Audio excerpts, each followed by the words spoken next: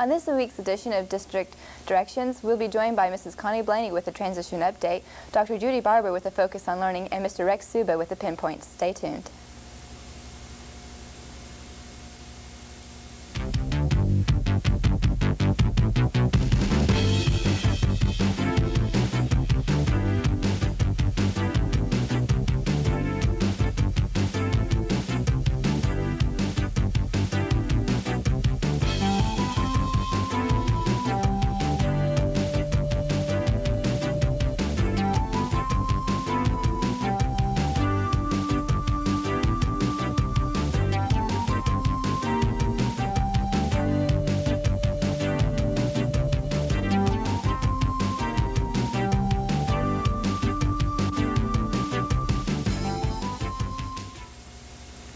Welcome back to another edition of District Directions. I'm Lawrence Bothwell.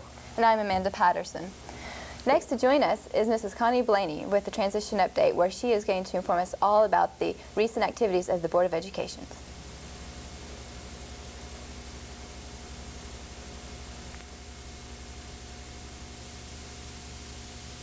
Good evening.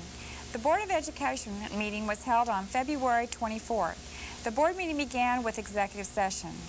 Following executive session, the board approved the recommendation of Jean Kate, Monroe Elementary Principal, as Director of Curriculum and Instruction, and Patrick Nolan, West Mid-High Assistant Principal, as the new Director of Student Services. Jean is replacing Dr. Judy Ford Barber, and Patrick Nolan is replacing Jim Smith, both who are retiring from the school district. Approximately 14 patrons addressed the board regarding the beginning and ending times and the student transfer policy. The following items on the consent agenda were approved or accepted: purchase orders, minutes, purchase requests, financial reports, and personnel. Barry Dixon, Director of Child Nutrition, gave a mid-year report on the Marriott School Services Child Nutrition Program for the Norman Public Schools. A lease purchase agreement with First Fidelity Bank for instructional equipment was denied. Dr. Gray, superintendent, said that other funding sources would be used to purchase equipment. The low bid on alternate number 1 to furnish and install laboratory fume hoods and laboratory casework in connection with the renovation of the west side of the existing science building at Norman High School was approved by the board. The low bid for alternate number 1 was awarded to Barber and Short Incorporated for $192,690. Architect Bill Kane of Kane Associates presented the schematic design phase of the following 1997 bond school improvement projects: renovation of orchestra room at Alcott Middle School and at Longfellow Middle School, concession and restroom building at the district's softball field at Irving Middle School, and to reinforce fascia projects at Irving and Whittier. The board took final action on the student transfer policies and regulations that were presented at last month's school meeting by the Citizens Advisory Council. The board reviewed all the options presented by the Citizens Advisory Council. The board chose several of these options. Included in the short-term policy were allowances for next year's seniors to transfer as long as the total enrollment of the two schools stays within the range set by the administration. Grandfathering for next year's 5th graders that are affected by the boundary changes was also approved. The board approved no transfers for 6th grade through 11th graders next year, other than the special circumstances outlined in the criteria and children of employees working at those sites. Students in grade 9 through 11 living in a designated area around Norman High School will be granted transfers. Eligibility penalties of 2 complete semesters for participation in interscholastic competition will apply to all transfers except this year's juniors or the 1998 seniors and children of employees. In the long-term policy that was approved, the board voted no transfers for grades 6 through 12, except for special circumstances outlined in the criteria. Included with these limited transfers were 2 semesters of ineligibility. A complete and more detailed explanation of all the board's actions regarding the short-term and long-term student transfer policies will be published in the next issue of the Employees Newsletter Transition Update, to be distributed next week. For additional information about the student transfer policy, contact Leanne Kennedy, Director of Planning and Evaluation, at 573-3501. The revised 1997-98 school calendar was approved by the board. The committee that developed next year's calendar met recently to discuss the concern of starting school on Friday in August and coming back after winter break on a Friday. One of the biggest concerns was absenteeism. The new calendar starts school on Thursday, August 21st. Classes resume after winter break on Monday, January 5th. The last day for teachers is Monday, June 1st. A copy of the revised calendar was faxed recently to all the school sites. A new calendar is currently being printed and will be distributed to all employees as soon as possible, and also will be available for anyone in the community. Contact my office if you need a calendar at 366-5961. The next regular school board meeting is Monday, March 17th at 7 p.m. in the Administrative Services Center. The public is invited to attend. We commend Cindy O'Donnell Allen, who teaches junior English at Norman High School. She is serving as third vice president for Oklahoma Council of Teachers of English for 1996-97. She is also the editor of the OCTE Exchange newsletter and the state anthology. Spring break is scheduled for March 10th through 14th. There will be no classes this particular week. Classes will resume on Monday, March 17th. We wish everyone a safe and pleasant week. For Norman Public Schools, I'm Connie Blaney.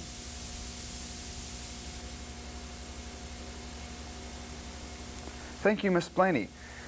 On today's show is a rather sad occasion.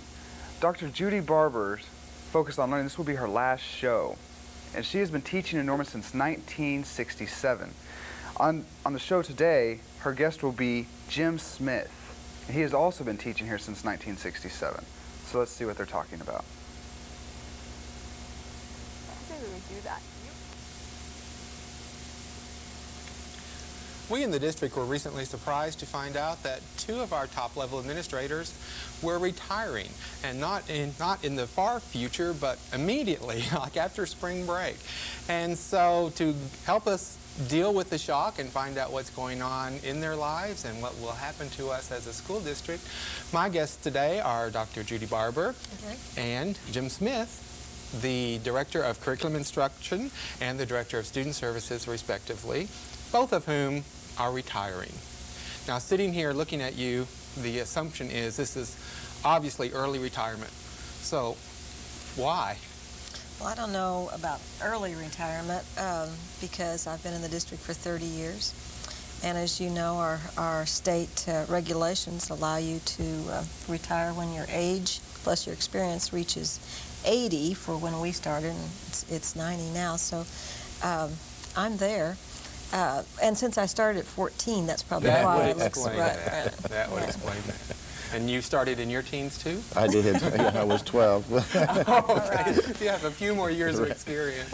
Let's explore those years of experience. Jim? I also have 30 years, actually 31 years. And so it's my combination of age and experience also makes me eligible. I started my career in 1967, just across the river in a little town called Newcastle. And I spent 3 years there as a teaching principal and also working on my master's degree, and that was an important 3 years beginning my career. And by teaching principal, you mean that you were principal and a teacher? Yes. And you taught what? I taught 8th grade English and 8th grade American history. And at one point, I taught even a little 5th grade science class in 5th grade. So, what a beginning. Yeah, it really was. Of course, it was a small community then and has grown by leaps and bounds over the years. But it was a good beginning to my career. And after that, I came to the university where I met, at that time, Dr. Ford. So we've known each other since 1970. Oh. So there was some discussion between the two of you about the timing of this career change? Yes, there was. There was a little. There was a little. Right. So we came in together to our present positions. almost 6 years ago, and it seemed fitting and appropriate that we would go out together. I do think it's a good thing for us because it's just it makes it more special for each of us. But I think it's also good for the district because it allows our two successors, Jean Kate and Pat Nolan, to begin together too. And those are complementary jobs, and I think that'll be helpful to It will. both Pat and Jean. Tell me about how you began as an educator. Well, I began in 1967 also, and I was a sixth grade teacher at Monroe, where Jim was later principal, on the corner room in that building, and I never walk past there that I don't think about that class because it was a really special class. In fact, several of the kids who are in that class are adults in our community and have children of their own. And I was thinking last night that one of the many highlights that in my career was last year when Monroe asked me to come back and do their graduation ceremony, and there were 4 fifth graders who were leaving Monroe whose parents had been in my class at Monroe that time. That's great. So I wouldn't call that an early retirement, I guess. Full circle. Right, full circle. Right. And from Monroe, I went to Kennedy Elementary School. We were, in 1967, the district was looking at opening a new elementary school, and our superintendent then was Lester Reed. And he felt like it didn't make sense for us just to open a school. And so with school board members and interested faculty members, we went across the United States looking for a prototype that would be something new and serve students better. And we ended up in Madski School District in outside of Houston, Spring Branch, at a school that was an open area school. Spent time with them, and from the teachers that were interested across the district, he chose the faculty for Kennedy Elementary School. And so I was there as a team leader, 4th, 5th, and 6th grade for 3 years, and then went back to the university. Jim and I both share an interest in history and philosophy of education. Those are the degrees areas that we pursued. And at that time at OU, you had to still do a residency on campus. And so I spent a year there doing my residency and teaching at OU. And then we were going to, the district was opening Eisenhower Elementary School. And the superintendent called me and asked me to be the principal. And my comment, which I will never forget to him, was, no, thank you. Somebody's got to order those paper clips, but it's not going to be me. You're not going to do that to me. And he was emphatic about that's not the way a principalship has to be, and that I was very wrong as I viewed it. And I just have to thank him publicly for that because it made a huge difference in my career, and administration has been very satisfying. and the paper clips got ordered. And yeah, I don't know really, my secretary, I guess. But So he got both of you to the university, and you mentioned you were teaching. Were you teaching at the Yes. university as well? Yeah, I was there for 3 years actually, working on my doctorate. And after 3 years, I left and went to Missouri a year, and then came back to Norman, where I was with the university for 6 more years in the Teacher Corps project. And we were working in teacher education at that point, and those were 6 really exciting years. We had an opportunity to do some innovative kinds of things in teacher education as well as working in public schools. But then in 1979, I came back to the Norman Public Schools, where I've been ever since. So, from your perspective in the ivory tower, so to speak, you were watching what Dr. Barber was doing at Eisenhower? Oh, more than that. Those were exciting times when we were, as a nation and as a community, doing a lot of innovative things in education. Primarily with structures, people structures, as well as building structures. And it was an era of the open classroom, and of course that has faded. But the people structuring has continued, and through primary things like team teaching, and we've seen a lot of changes come and go, but some of those have stayed with us. flexible grouping of students. Right. So the open concept is more than just architecture. It surely is. is, right. And, Yeah. and that openness, that open feeling still remains at Eisenhower. It does, and I think across the district, open schools have faded across the United States. But I think in Norman, the reason that they have succeeded so well is that we have always had a climate that allows parents to be very involved and to have a great deal of say-so about what happens. And teachers the same. The fact that our site committees and our teacher input about what happens in a school, I think, has made a huge difference in our district. Plus the people that have served the district over the years have had strong commitments to building learning communities within schools as well as the entire district, and it's rewarding to have been a part of that. It really is. So when you came back to the district from the university, where did you end up then? At Monroe Elementary School, where Judy started her career, and I spent 6 years there with a group of people who just are outstanding. And from there, I went to Whittier, where I spent 7 years as principal. And one of my highlights is that I had a class of kids that I started with when they were in kindergarten at Monroe, and we spent 9 years together as we trailed each other from Monroe to Whittier, and that was a special group of kids, and they graduated a few years back and are now doing some wonderful things. But there have been a lot of really outstanding highlights of my career. It's been very rich and rewarding. I know how special that can be because I had a group of kids I followed from Cleveland through Norman High for 7 years. Right. It's like raising It is. an entire huge family of kids. When they graduated, they presented me with a copy of their pictures at kindergarten and 8th grade and senior years. I still have that. That's really a prized possession. That's wonderful. And Whittier was still an open concept school when you were there as Yes, well? it was, at least in design. There had been a lot of changes in middle level education over the years, and I think one of the things that I have valued most is my experience at the middle level. It's a unique concept, and I think still provides an avenue for us to make schools look significantly different. And if I had an aspiration for the future, it would be just that. It's going to happen. I think technology is going to force us to have schools look significantly different.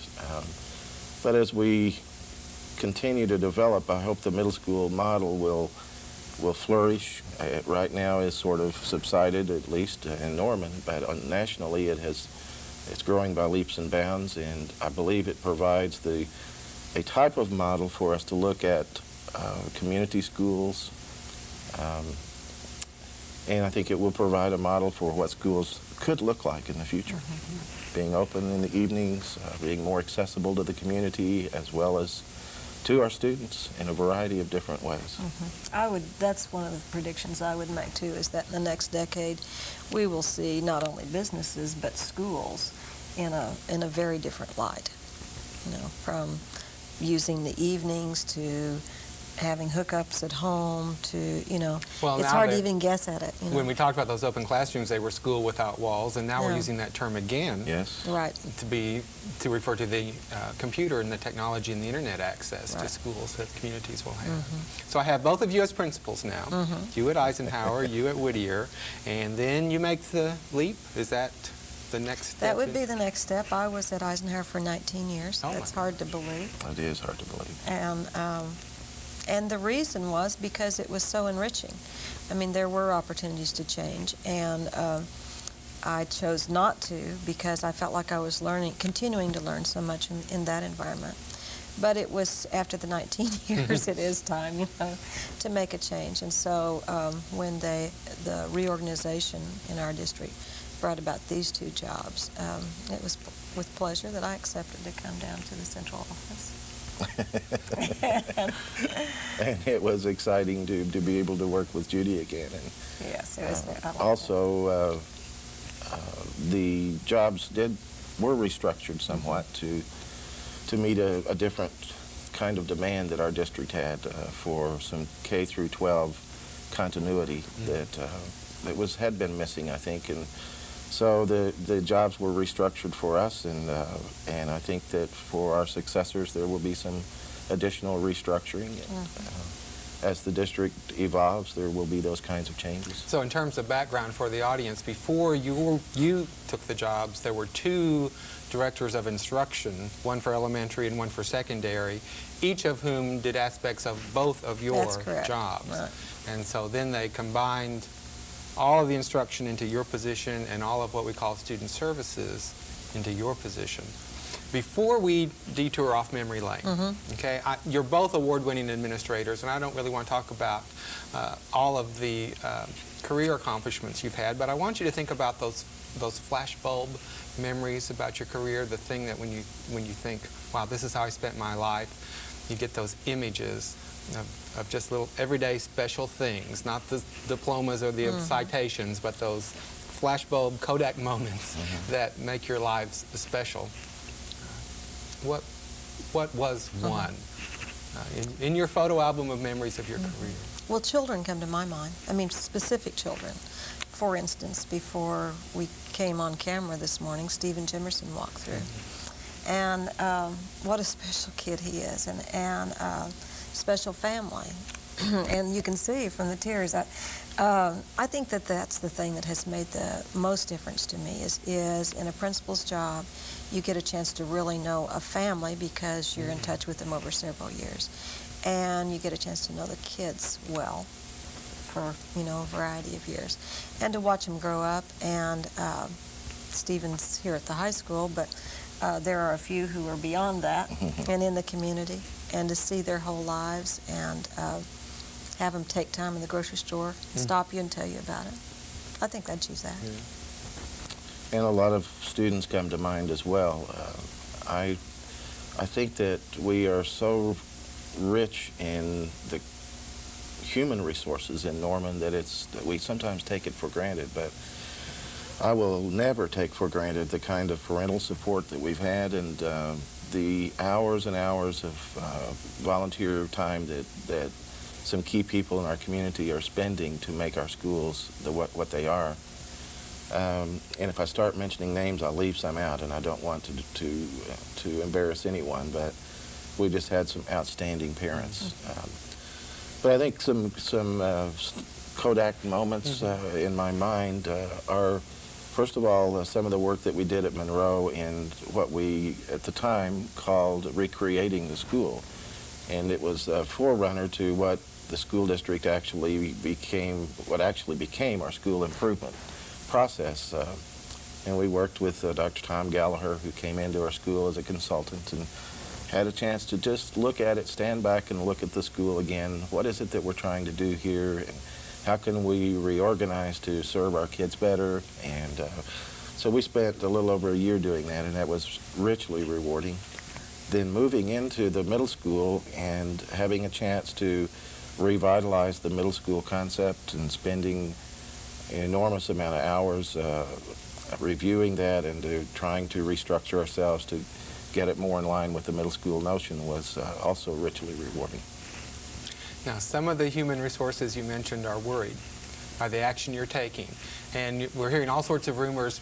Primarily, chief among them is the idea that this is the beginning of some sort of administrative exodus.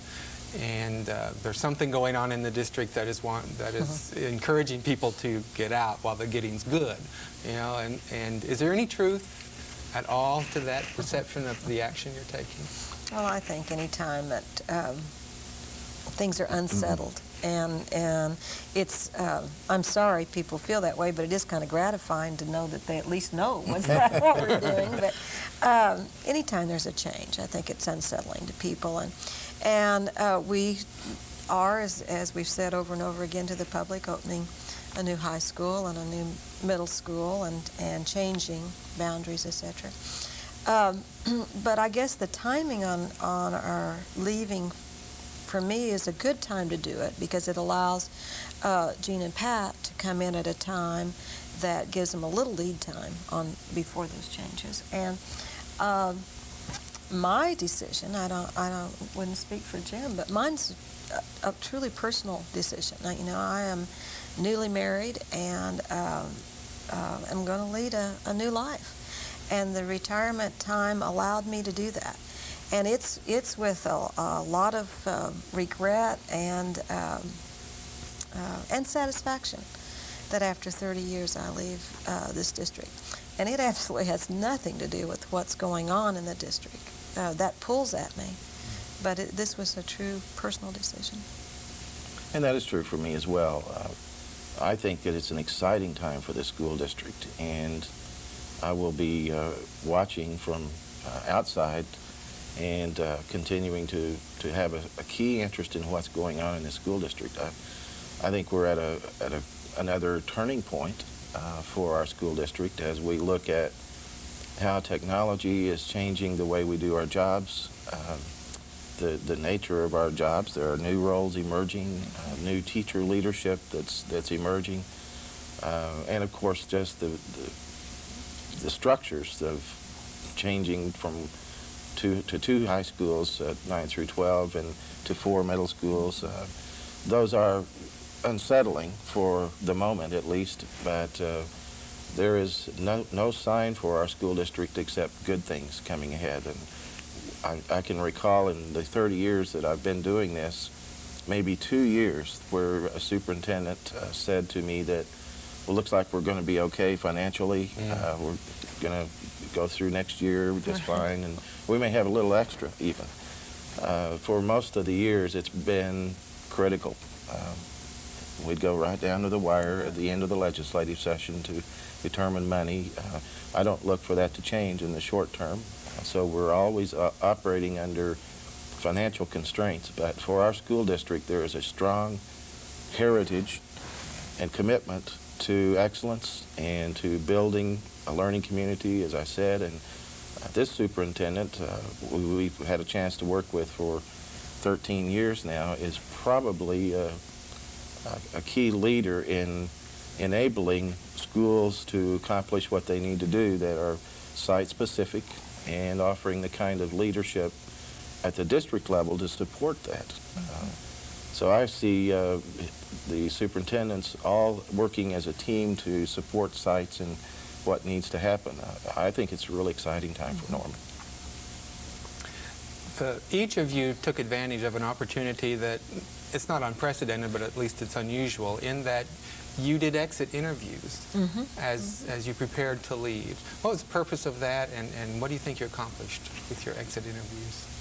Well, I think that it gave the superintendents a chance to look at this new organization that they designed 6 years ago and reflect on if that's what they wanted to continue. And it gave us a chance to say the kinds of things that we wanted to say in regard to these particular jobs, the strengths of them, and ways that we might improve on them. And it's a nice way to say goodbye too, isn't it? It gives you a chance to put some closure on things and to think through them yourself. And you know, Jim was talking about Jim Gray and his leadership, and I also can't say enough about that because he's kind of a quiet person. And so you don't see the dynamic leadership that he exhibits, but it's there. And as the 4 superintendents work closely together in a team, each time that I talk with them, whether we're evaluating principals or in this case doing an exit interview, I am always very impressed by their sincerity and the deep questions that they ask and how much they do know about the district. You know, it kind of always kind of catches me off guard. Whoa, you know, and good thinking. So I felt like it served the district well, and it certainly served me well as a person. And a good portion of the time, I think, in the exit interview, I spent really expressing my appreciation for the opportunity for personal and professional growth that I think Norman offers its employees that maybe distinguishes it from other school districts. We invest heavily into staff development, staff training, and the opportunities that I've had in the 19 years I've been in Norman have just been phenomenal as far as personal and professional growth. The exit interview also did provide an opportunity to make some suggestions about the position that I'm in and some possible changes that could make the integration of student services more productive for everybody. And so I think that's going to happen. Well, I want to express my appreciation to the two of you for your devotion to education and to the children here in Norman, and to devoting your careers to this district. You've enhanced it through your presence and your work. Thank you especially for your support and participation with us here on the school channel. It's been a real pleasure, Gary. I hope you'll continue to do that as a viewer and give us some feedback. I'd like to do that very much. And thank you both for being here today. And thank you for joining us on the final edition of Focus on Learning.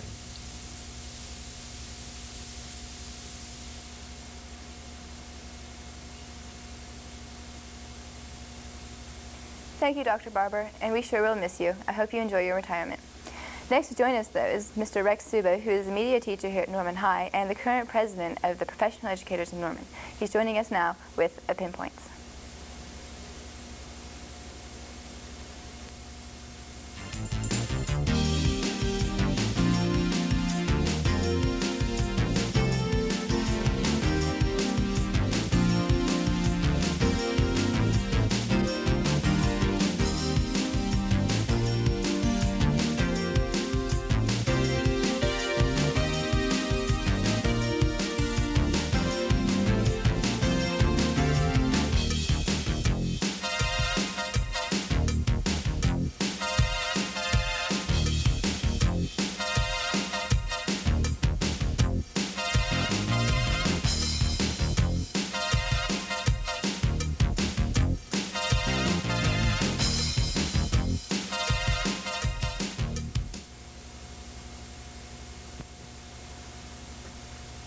Well, that's all the time we have for today. So, for Amanda Patterson, I'm Lawrence Bothwell.